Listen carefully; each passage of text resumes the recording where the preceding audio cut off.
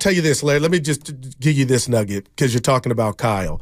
I know it's redundant, and I've used this before, and I think it was Bont. It might have been Shasky, and it was yesterday, and he was emphatic on, you know what, if you lose and you go down to said team, go down with your best players. And his point was, and both of their points was, but 17 totes for McCaffrey is not enough. He had 7 catches, 24 in total. My thing is, my intel was, had they not had the bye, it would have been touch and go for McCaffrey to play in the wild card round with that calf. So do you think maybe behind closed doors he was trying to lessen the load for McCaffrey? Because there's no other excuse on why in those conditions you wouldn't feed the horse. And I remember the Honey Badger, I know this is 5 years ago, in the Super Bowl that said he wanted to send a gift basket to Kyle Shanahan every time he threw it because they couldn't stop Mostert and company on the ground in the Super Bowl. But everybody brings something to the table, and we know this is why coaches get fired. It's not just the players, but I felt like Kyle was tight. And when you tell me McCaffrey only got 17 totes and the quarterback struggling with the Michael Jackson glove, from the outset, that's just a perfect scenario to feed your running back, and he didn't do it. And then that sequence we hadn't gotten into right before halftime, the double up. What was that, Larry? I felt like the football gods made that kick get blocked. Because why did you take your foot off the gas? Was Kyle tight? Well, I mean, I don't know if he was tight or if he's trying to serve multiple masters, if he's trying to do too many things at one time instead of simplifying and just drive the ball. For himself. I mean, they have so many assets tied up in their defense. They act like their defense is a joke. They act like if they scored with 45 seconds left at the end of the second quarter, that it's just like fait accompli that the Pack would run it back and score a touchdown on their defense. You've poured tons of your cap into your defense. You've got a lot of really good defensive players. Your defense can't play D for 45 seconds? I mean, are you scarred that much from the Jordan Addison Minnesota play where Wilkes called the all-out blitz? I'll never forget. I mean, is that do they have scar tissue from that? I don't know. But I mean, this idea that you're just going to have this, it's like the pursuit of great and you give up good. It's like good would have been getting a touchdown or getting a short field goal. Yeah. But no, it's like with like 45 seconds or a minute left. They got the ball with 4:09 left on the clock to begin that drive. They wasted 45 seconds just doing nothing and then asked their rookie kicker in wet conditions to kick 48, something like that. That's not I'm saying it was going to miss ideal. Anyway. It wasn't ideal. Yeah. So I just think that Kyle gets into that. You heard him answer my question earlier in the week when I said, would you ever consider, I don't know, maybe starting with the ball? He was like, nope. He's like, no. And then it was like, okay, and I'm not Mr. Follow-Up King, but excuse me, everybody, why? And then he's like, well, because we like to lap the field and this and that. How about put the side of the football out there that you think is the best? And to me, I thought the Niner offense against the Green Bay defense, which was 28th against the run, and you've got McCaffrey. Been saying it all week. Should have been out there first. Instead, it's like, nope, we're going to defer, and we want that first possession of the second half. Well, guess what? You got nothing going into the break. You got nothing coming out of the break. So, I mean, it's all these decisions are, you still got to produce. I mean, you still got to produce points. Which they did on that last drive. Just think about what we would be talking about and the national narrative if you're into that. Out? But the thing about the national narrative, regardless if you like social media or not, and I know Steiny kind of hates it, even if you try to ignore it, Larry, you can't. I mean, just the way that the beast is set up now, even if you're trying to not to hear the Ryan Clarks change their opinion on Purdy, if you think that's fair or foul, it's just... You hear it, you can't escape it. And I think the players hear it too. But I'll tell you what, Kyle needed that win more than I believe Brock Purdy, because going into these playoffs, all just like a beautiful chessboard, we said it was set up. This was going to be the easiest path for the Niners to get back to the Super Bowl. And right now there's been turbulence I just went to North Carolina a couple weeks ago, and the flight, it was turbulence. It was a nightmare. That's what this game was for the Niners. Nobody had it this close, Larry. You were bouncing up and down in the turbulence? Yeah, it was scary. Thought it was going down. Oh, yeah. That's terrible. But Evan's tired of hearing this story. I told that is terrible. 4 days in a was row. it a big? Was it a big bird? Was it a big yeah, plane? 737. Okay. And we had to land in Atlanta. The pilot was crying when the flight was over, apologizing on him trying to land. He's like, I said, he literally was crying. No, dude, tears. Well, hey, look at it this way. If you're following your current events, at least the doors didn't come off. No, that and no doubt about it, we could have had that. Maybe that's like the line as you're walking off the plane. Hey, sorry about the turbulence. Hey, look, I consider myself lucky. The doors didn't pop off and I didn't get sucked out of the cabin. The last thing is a lady grabbed my hand in the dark really? And said, we're not going to make it, are we? Really? Larry, true story. I was like, lady, have some faith. But I was, dude, your boy. What did you say to her? I didn't say nothing. Did you reassure her? No, I was like, this is it, Michael Jackson. You should have said, grabbed her hand, Myrtle. We're gonna make it, man. We're gonna make it. But I Myrtle. felt her. She thought we were going down, and nobody was saying nothing. They weren't communicating with us. It was just it was something out of a coming movie, back man. from the Final Four. We'll take these calls, but coming back to the Final Four, I flew from this is 05. I flew from St. Louis to Chicago on a plane that was 3 seats across. 2 seats on the left side, 1 seat on the right side. You couldn't even stand, and I'm kind of claustrophobic. And there was terrible turbulence, and the thing dropped like at least 12, 15 feet in the middle of the thing. And I mean, I was literally doing the sign of the cross and just, picturing my children. It's going to, without a dad. And I was like, oh my gosh. All for Sean May and the Carolina, beating Darren Williams. I mean, come on. But I made it. We made it. We're here. Yeah. We're here. All right. I want to hear from Ryan Clark, but we'll do that in a minute. Let's go to the lines. Big Mike is in the city.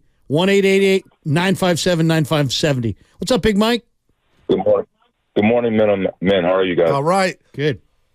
What's on your mind? Hey, thanks you guys for having me today. And man, I was on a couple of weeks ago regarding Buster Posey, and I'm calling today to talk about the Niners a little bit in Detroit. Detroit's a great team. Coach Campbell doing a great job. I know I was real irritated with people calling him a knucklehead, calling him this, calling him that, but look how he's turned the team around.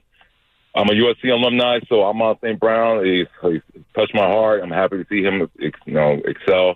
But I'm a diehard Niner, and I'm with you guys regarding the clock management toward the end of the second half, like the last 45 seconds of not doing anything. I'm an ex-offensive lineman. I want to press the issue and try to score points. With that being said, if you guys remember when we came off the bye break of the bye week and we played Jacksonville, see how we were kind of a little bit nervous, especially we had a little turbulent time between Minnesota and the Cleveland game. We came out and played well, and I think we got the jitters out regarding Green Bay right now.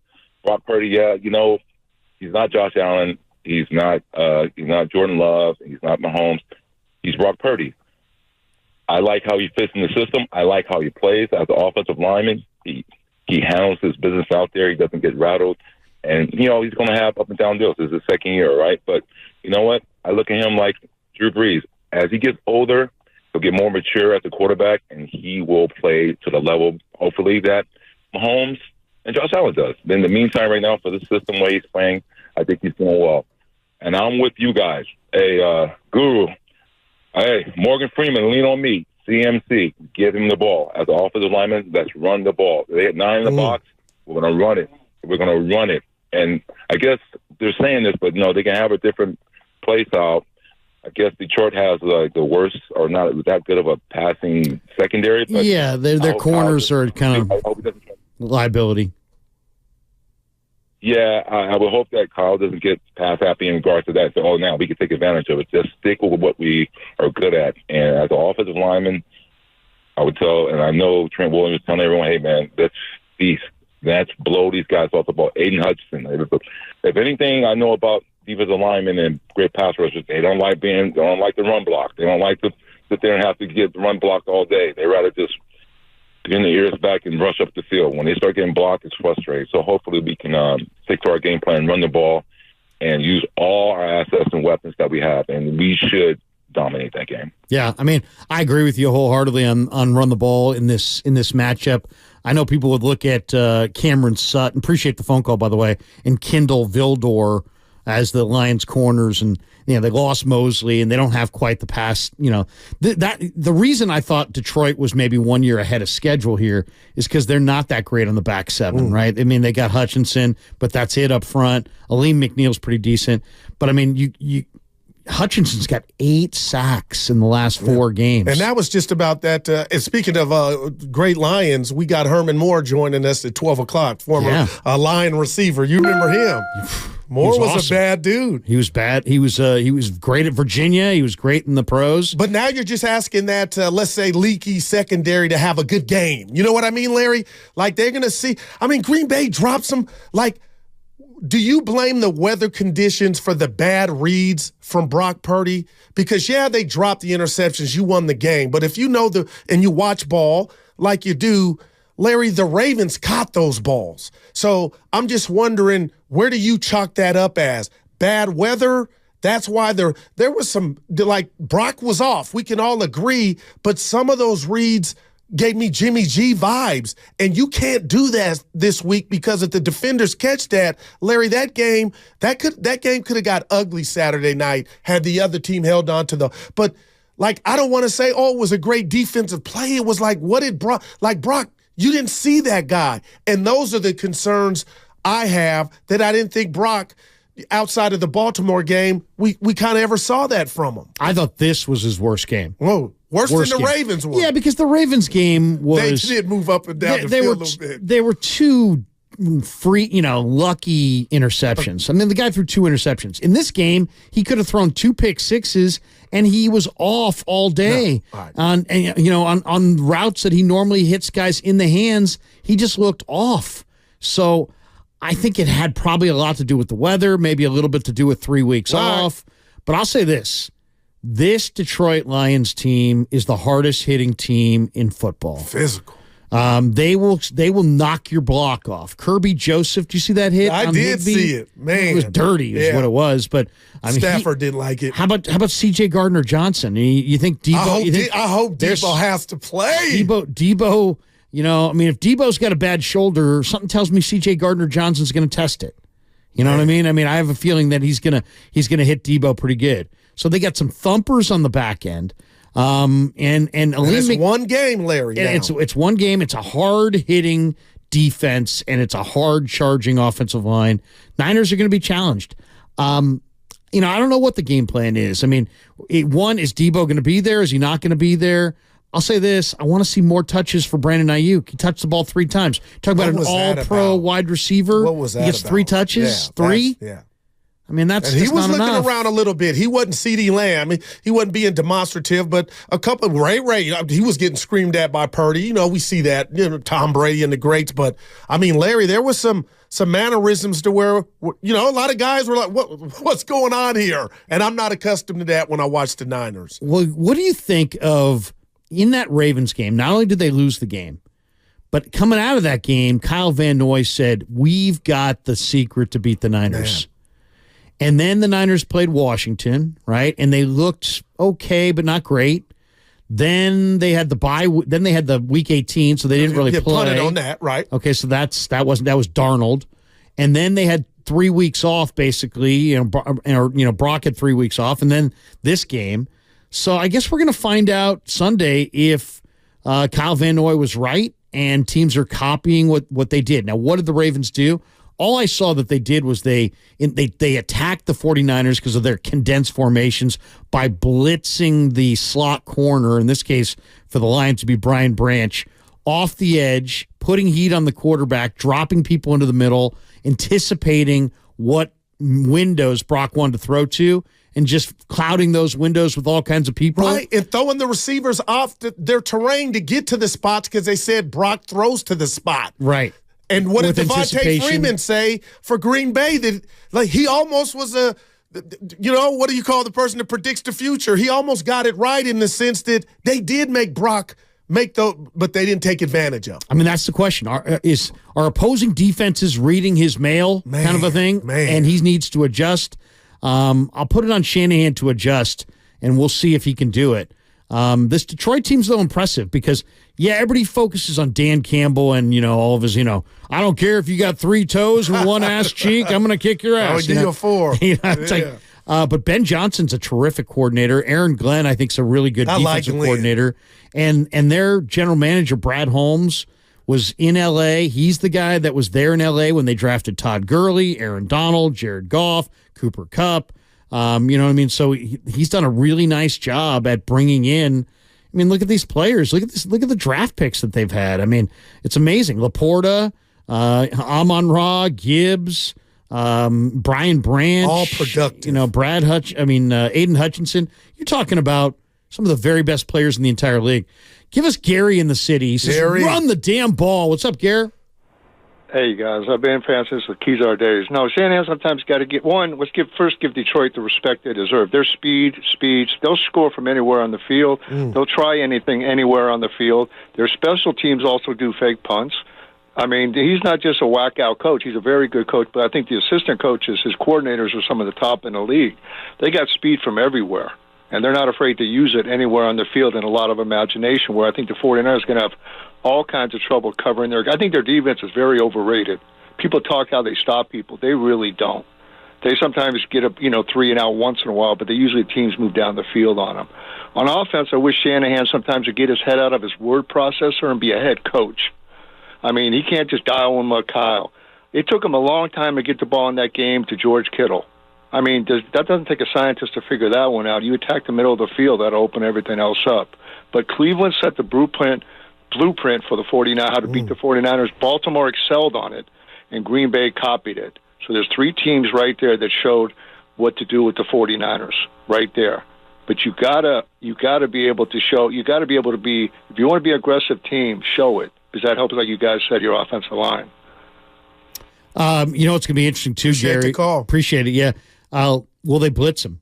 Will Aaron Glenn blitz Brock Purdy? I mean, they blitz. I'm looking at the numbers here. 17.3% of the time. That's 12th in the NFL. So I thought Green Bay didn't blitz on that last drive. I would have made Purdy get rid of it faster than he thought, and they just we'll take it. But I thought, bring the house, you cut us. But it was slow, methodical death, and I felt like, man, he ain't having his best day. Bring it. Speed him up. Yeah, he's not seeing it. Don't give him all kinds of time back there. Yeah. Final drive, Brock Purdy against Green Bay, 6 of 7 to 5 different receivers. Man. I mean, he looked really sharp. And Conley, who the hell was that? I was Conley. like, who was that? But great catch and throw. Yeah, no question. And Conley's a burner. I'll give Conley credit, too. He's got the most thankless job on the Niners. He's the deep speed, run off the coverage guy. And that means you got to run a ton, and you're never getting the ball. And so this was one of the rare times that he actually got the ball. And sure enough, Brock put it right on his hands and he caught it. I mean, it sounds easy because you're a receiver, but imagine just running routes all game long and you're not seeing the ball. Yeah. And all of a sudden you flip around and there it is. He caught it. He caught it. It was a big play. But it was interesting. I don't know if you heard Steve Young with Rich Eisen. Did you? No, I love what is Steve, because he doesn't bite his tongue. Yeah, no. Steve's he basically said that Purdy he thinks is one of the most efficient quarterbacks ever. That he leads the NFL in yards per attempt. But it's fascinating. He said Brock's fascinating. He's a fascinating human being. Because he described the Green Bay game as a confusing watch. And he said it was an unnerving watch. And he asked the question, is it a rain thing? Was it just the wet ball? Was it the 21 days off? And just said, hey, it was a massive sigh of relief. But, everybody's trying to understand, what is Brock Purdy? Who is he? And I don't know. Ryan Clark, I thought, took kind of I don't want to call it a cheap shot. We'll play it. Should we play it? We'll play it next segment. I thought it was weak by him by succumbing to the pressure of rolling with it all season. Be your own man. Say, why the hell did you got to say this? That's what was I feel like you're a lie, Ryan Clark. I love your commentary, but that was the weak part about that I took. So I'm going to just follow everybody. That was the part I was like, what else do you do that on then? Yeah, exactly. And it just, this melodrama and all the setting it up. I normally like Ryan Clark's that hurt commentary, but I was sitting there going, well, somebody just punched this guy. I mean, it was annoying to hear him sit there. Well, so I was lying to you all year, but I'm being totally true to you now. It's like once you tell the audience that you've lied to them or that you've kept things from them or that you're saying things for effect, it kind of... Or feeling pressured? Like, what was that? Yeah, I mean, and who are you feeling pressure from? Yeah, that's all. 18-year-old ESPN, producer or something. It's like, dude, be your own man. Shout out to your own man. Yeah. But, as far as Brock is, it's easy to look at him and go, he's not Josh Allen. Of course he's not. He's not Patrick Mahomes. Those guys are blue chip guys that were taken in the first round with big time arms. He's obviously not those guys. But, is he, to me, he kind of reminds me a little bit of Drew Brees, Hall of Fame quarterback, a little bit of Russell Wilson, who I think probably someday is going to be a Hall of Fame quarterback. For some of you old school people, maybe a little bit of Fran Tarkenton, who's kind of like an old school version of Russell Wilson. Running around and that kind of thing. But to me, that's what I see with Brock. I mean, he doesn't have the overwhelming arm. What Brock's greatest traits are his brain and his heart and his competitiveness. And you can't see any of those things, Goo. You can see arm strength. You know what I mean? Yeah. You can see speed. Ryan Leaf had arm strength. Yeah, you can see. Marcus Russell had that. And I bring up Tarkenton just because Tarkenton was kind of a narrow-shouldered guy, kind of like Brock, very similar body type.